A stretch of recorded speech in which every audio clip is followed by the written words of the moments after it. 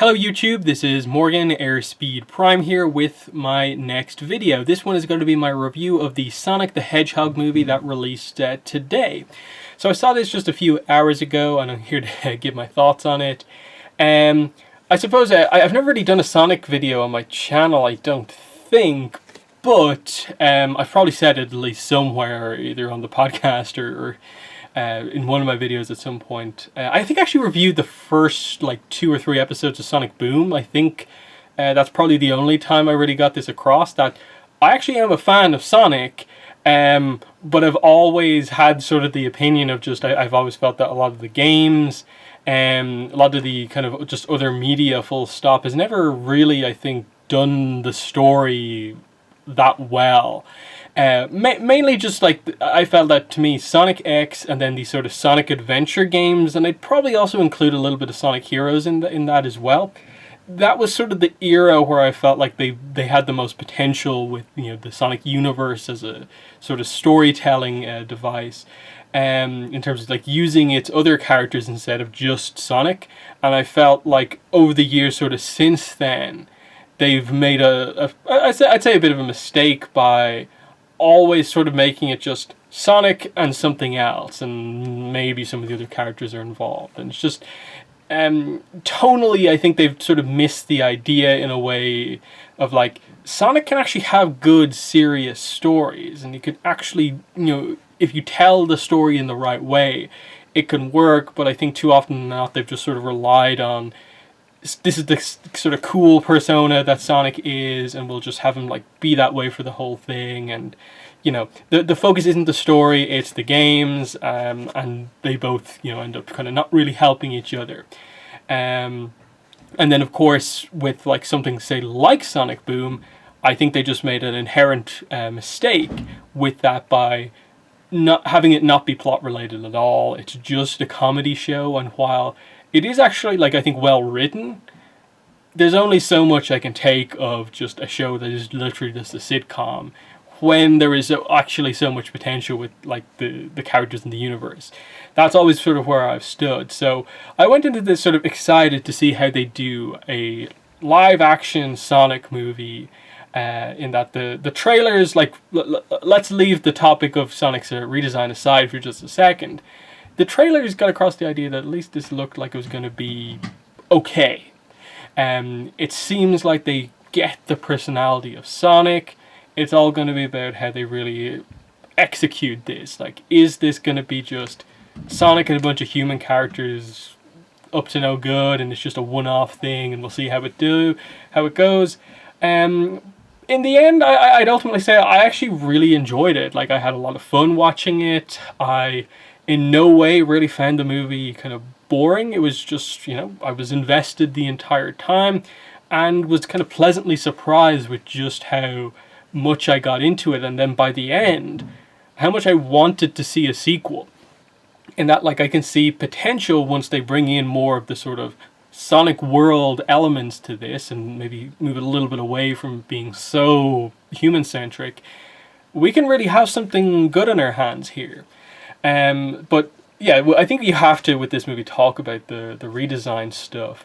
I was definitely, like, obviously when the first trailer came out, in the camp of like, look, the first design for Sonic was terrible. Like, I don't know how they got that far in the process and thought that was okay. And I think it rightfully so got the backlash that it got and prompted the change, because that change, I think, is ultimately something that I think saved the movie. Because I think if this movie had happened with the old design, I think you would have had a lot of people be like, there's actually a potential here with just the way they did the characters and stuff like that, but I can't buy that as being Sonic just because of the look. I think the visuals would have just, you know, really taken away anything that this movie had to offer. But now that they changed it and made, in my mind, one of the best Sonic redesigns that they've ever done, with this live action one, the new one, it allows the, you know, I suppose the potential of that story to actually shine through, and it actually comes across as being like, this was pretty good. Like, I would definitely rate this movie on a very similar level to Detective Pikachu. I don't think like that movie did like so much more than this or anything.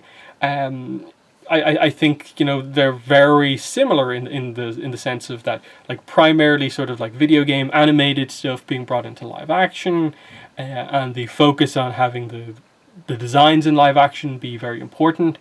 They did that here, and both of those movies, actually, Detective Pikachu and this movie, both work fundamentally because they got, like, I suppose, one thing spot on, and that was actually just having a nice sort of sincere dynamic between two characters that you can actually get behind. Here, the relationship between Sonic and Tom, the main human character here, is actually really nice to follow. You know, is it perfect? No, they maybe rush a little bit to get to a little bit of conflict between Sonic and Tom, and then have to sort of, you know, reverse it fairly quickly. But the core of their dynamic, I thought, was actually really nicely done. And it was actually enjoyable to see Sonic interact with all these other human characters.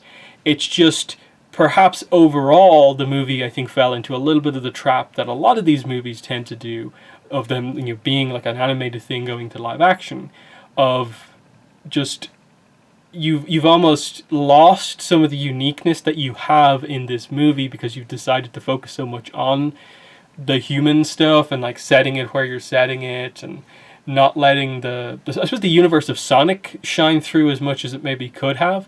This is probably the most heavy example of this is probably the Transformers live action movies, where, you know, visually, if you can get behind just in any way the design of those characters in those movies, it was like, okay, there's potential here, but ultimately, character-wise, they did nothing with any of the Transformer characters in those movies. It was always just about how the human characters are the ones with the arc, and the Transformers are just there doing their thing as the humans sort of interact around them. It was just this weird way to just have, like, the military action stuff like that play out, and so on. Here, I don't think it's as bad, but it still roughly is the same way, just because the movie inherently is Sonic on Earth, and it's just Sonic who introduces, like, the Sonic universe aspect of it into this at all. Otherwise, it is just sort of realistic, and it's probably just that weird thing of, like, if you don't have the human characters, then it's just this sort of CG movie. Like, if you don't have human characters, then you have, like, no live action elements. But if you want it to be, like, all Sonic, then it's inherently just all animated. So that's the conflict that they have. But hopefully the setup that they have here for the second movie, I think, you know, if they introduce enough of the other characters, they can definitely make it stand out as being very, very Sonic and not so much of a introduction here. I actually think the Bumblebee movie, the most recent Transformers movie, is another very good comparison to this, in that it is the focus on just two characters primarily. One character who represents the universe that this franchise is, and another is just like a human character. And in that movie, was it Haley is her name, and Bumblebee, you could get behind that dynamic. Here, Tom and Sonic is that dynamic, and it actually works. You can sort of see the formula is beginning to form for just, like, this is how you do a sort of older franchise in live action, is to just, you know, focus on a dynamic like that, and, you know, just do it well while not doing anything particularly fancy. But, you know, I think overall this movie did more than I expected it to, in that, like, the little bit of backstory for Sonic that you got to set up why he is on Earth was really good and interesting, and I want to know more about it. In that, you know, let's talk about spoilers here. Like, I don't think this is one of those movies where if I said something it would ruin the movie for you, so I don't really have too much of a problem with just going full spoilers on this. But if you do care about spoilers, just be wary as you go through this video. So the backstory that we get is that Sonic is unique even where he's from, because of his special power, and that, of course, is his, like, super speed. But then in this movie they also get across the idea, it's that, like, he basically has the, like, this potential to use, like, unlimited energy. That's inherently where his ability comes from, is that he can just unleash that energy to run that quickly, and then if he really pushes himself, he basically can go into like a more borderline like invincible state, which is why he's able to do like the spin dash thing and roll up into a ball and just smash through things. It's because he's, you know, that he has that blue energy sort of surging through him. And so he's targeted by the other people on, the planet or island that he's from. And the only person who's protecting him is this sort of owl-like kind of mother figure to him, whose name is Longclaw, I believe. And the setup is that I think he's actually being hunted down by the echidnas, because it looked like they were just like masked versions of like Knuckles people. At least that's what I could tell. It was a fairly quick scene, like they didn't focus on them too much, but I think that was sort of the idea, is that it was either echidnas or just other species from Sonic's world who were hunting them down, and his basically mentor has to sacrifice herself to let Sonic escape, because they get across the idea that the rings in this universe for Sonic, you like throw them ahead of you and they sort of expand, and they're like a portal into another world or dimension. They are effectively just these sort of teleportation sort of devices, effectively. So Sonic is forced to escape as he effectively witnesses the death of like his mentor figure. And so he's alone on Earth. That's the setup. He goes from being like young, I think the idea is that he's like maybe 6, and so 10 years passed and he's in or around 16, and he's effectively been alone for 16 years. He does his best to sort of interact while still maintaining his cover, but he basically just has to be an onlooker at the events going on in front of him. And he's decided to hide out in this town, which is called Green Hills, and he's effectively latched himself onto this family, like Tom's family, him and his girlfriend, and they have a dog. And he almost like considers himself, even before he meets them, like part of their family. And so it's a nice setup for when like they do meet, he actually like knows stuff about Tom already. But like that's where like the heart of this movie really is, in that Sonic at the same time is his usual self, where he's hyperactive, he's able to do all this stuff really amazingly quickly. He's super like coordinated in that he can just immediately do something new for the first time, and he's just amazing at doing it like fast and accurate. And he's just his usual confident, cool, but also a little bit cocky self, but then can also right now switch to having that more vulnerable side, where he is alone here for like the first section of this movie and doesn't have anyone. So there's something here that they give Sonic that bit of a character arc. And like Tom's arc is that he's a police officer, but he's a police officer in this relatively quiet town. It's a small town. Everyone really looks up to him, but he never has anything to do. Like the most he ever has to do is like, jumpstart someone's car. That's like his role as the police officer of this town. His family has like a history there as being the sort of sheriff the whole time. And he wants to move on to, I think it's like, San Francisco, to become an actual like officer and hopefully be able to like save lives and do bigger things. And so they're basically planning on moving away, because it gets confirmed that he is going to move to a new role. And so later in the movie, when Sonic finds this out after he meets Tom, this is kind of what causes that little bit of a conflict that always tends to be a part of these movies, of like, the two characters meet, they get on really well, but there's just one thing that gets in the way, and then they come back together at the end. The thing that causes that here is this. Sonic has sort of grown attached to this town and this family, but now he's found out that they're moving away right as he's become friends with them, and he thinks they're sort of betraying him. There's, Sonic definitely has that sort of sense of like abandonment in a way, of like just because of what caused him to be on Earth.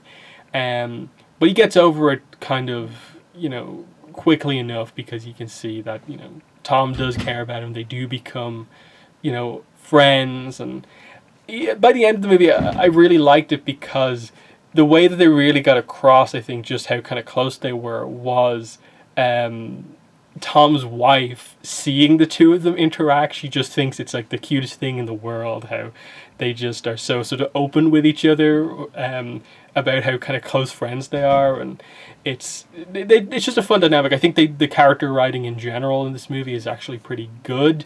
I'd say the only character I had an issue with is her sister. So for some reason they characterized Tom's sister-in-law as being like she for some reason, it's not explained to us, hates Tom and wishes that her sister would divorce him, and she has like a child of her own.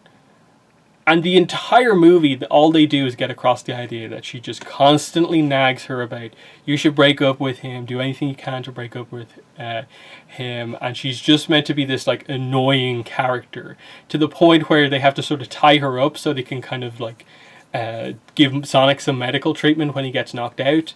And even her own daughter just starts running around the place and likes Sonic more than her. And it was just like, I sort of get what you're going for here with the idea that she's meant to be a bit of more of a gag character, but the tone of this movie had like a serious enough, approach, in that like it was able to be sincere when it needed to be. It just felt like they were never able to get that across with this character. Because even Dr. Robotnik, played by Jim Carrey, I was worried after some of the early scenes that it would be a little too Jim Carrey, where it should just him being him and not so much being portrayed like as Robotnik. But again, once they get across the scenes that I suppose present him as being that little bit more threatening than just like weird, he comes across a little better when he actually, I think, probably like starts to take on the role of like he is an evil villain out to capture Sonic and find out the mystery of like where Sonic's power comes from. That's when like that character really, really takes off. It felt maybe at the start that they were a little bit undecided about like, are we trying to do this as like a more serious Robotnik, where like we're meant to actually see him as a threat, but we also want it to be comedic? They found that a little bit more towards the end, and I think going into the sequel, and visually, like character design wise, what they do with the character towards the end, I think the sort of more insane mad scientist aspect that's beginning to come out is going to be a better fit as we go into, I suppose, a sequel. As for the plot, what happens here is that, how do Tom and Sonic actually meet? So, after you're seeing Sonic, he's keeping his spirits up of just getting his chance to sort of interact with the world when no one's around. But eventually he just gets frustrated and feels alone. And after seeing a kid's baseball match, he basically puts on a baseball game by himself, where he plays all of the positions, and because he's so quick, of course, he can make it work. But afterwards, he doesn't really feel anything. It wasn't fun. And he grows frustrated and just basically goes full speed around the baseball arena, and effectively builds up so much speed that like he nearly gets to his max energy level, and an EMP burst effectively comes out of him, and he like takes power out across like a bunch of states.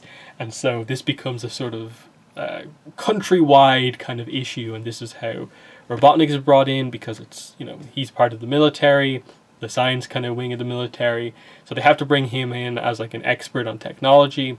And of course it's happened in Tom's town, so that's how everyone gets involved. And Sonic realizes he's on the run and ends up going to Tom's house effectively because it's the one place he sort of feels safe and maybe he has a connection.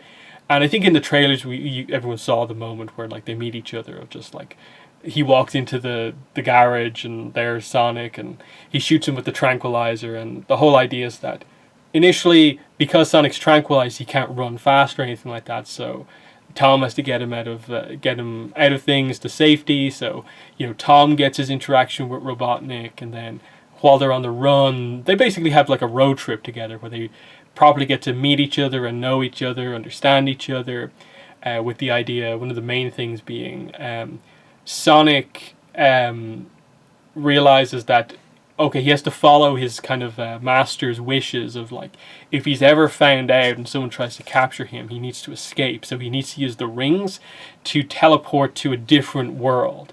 In this case, a mushroom world. I think the idea is that it's meant to be like Mushroom Hills, is the idea. But anyway, he ends up losing the rings like as he gets tranquilized, because he's about to escape then and there. But because he gets tranquilized, he drops the bag of rings into the teleporter, which goes to San Francisco. So it explains why they need to go on a road trip to get to a different part of America to get the rings back, so Sonic can properly like escape from everything.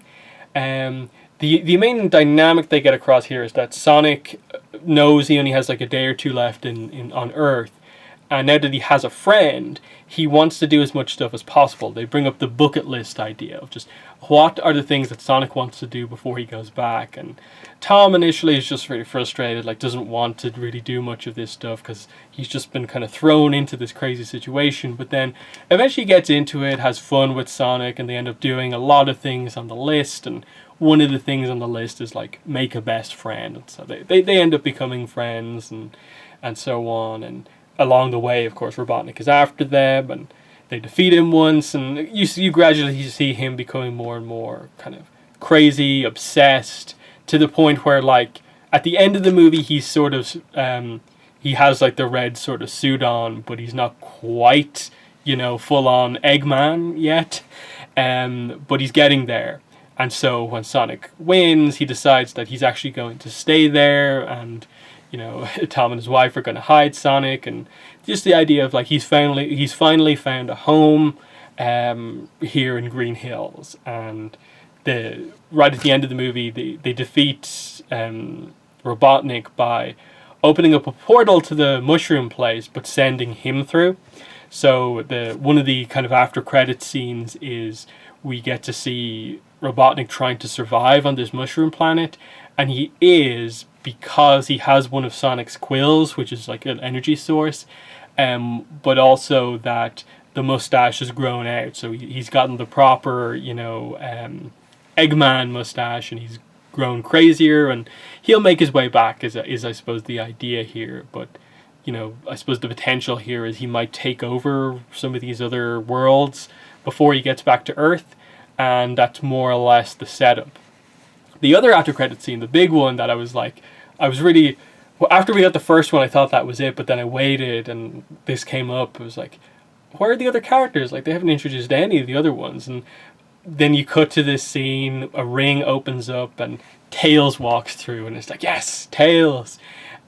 With the idea that Tails is like looking, I think, for Sonic. But then the interesting thing about it here is that based on what we know of Sonic in this adaptation, they don't know each other. So the obvious question here is, how does Tails know about Sonic? Like, we know Tails is like a kind of, Robotnik level genius, and he has a tech, he has some sort of like scanner thing where he seems to be able to track Sonic. So Tails is looking for Sonic. I just thought it was a really cool reveal of like, yes, we're actually going to see Sonic, I suppose, get to make a friend from his own kind of world. And that's an interesting one. We're potentially, if they get a second movie and it gets confirmed, going to get to see, Tails and Sonic meet. That seems cool. And I'd be actually all for like some sort of a movie where they do that, and then maybe like introduce Knuckles. And if they link it into the idea of like that Sonic sees Knuckles as being from the same group that like killed his master, that would be really, really cool. And then you always have the Chaos Emeralds to go back to, and that was one thing I was wondering, like, would they introduce them here at some point? Would we get a Supersonic scene? We don't get Supersonic. We don't get, I think, really any suggestion of Chaos Emeralds. But there's still like a mystery, I suppose, around like how did Sonic get his powers. So it might be Chaos Emerald related, and especially if Knuckles gets introduced and his connections like the Master Emerald, like there could be a cool way to introduce the like extra lore of Sonic into this, in that like as much as they talked about the rings and what they're capable of, and we saw them a few times, it was still a little bit like, where did they come from? Like, like, what are the rings? You know, like that sort of thing. Because they really don't explain them outside of just saying that Sonic has a bag filled with these rings that are teleport devices. They didn't get across the idea that like Sonic needs them for energy or anything like that. But still, you know, I think pretty interesting overall. I definitely want to see the second movie, if not just to see a lot of the characters get done in this kind of new live action style. It's just such a contrast between so disliking that initial style that they had and liking this one so much. I want to see all of the characters. I want to see Knuckles get introduced. I want to see like Shadow, you know, them to introduce like E102 Gamma or what 123 Omega, whichever one they want to go for. Like the whole cast, you know, in a way, like just bring everyone in, give me some Team Chaotix in here, that sort of thing. Like, yeah, that would be pretty cool. But yeah, it's one of those movies where I'd say like, if you like the Detective Pikachu movie and like have any like for Sonic at all, I think it's a fun movie and would recommend people check it out.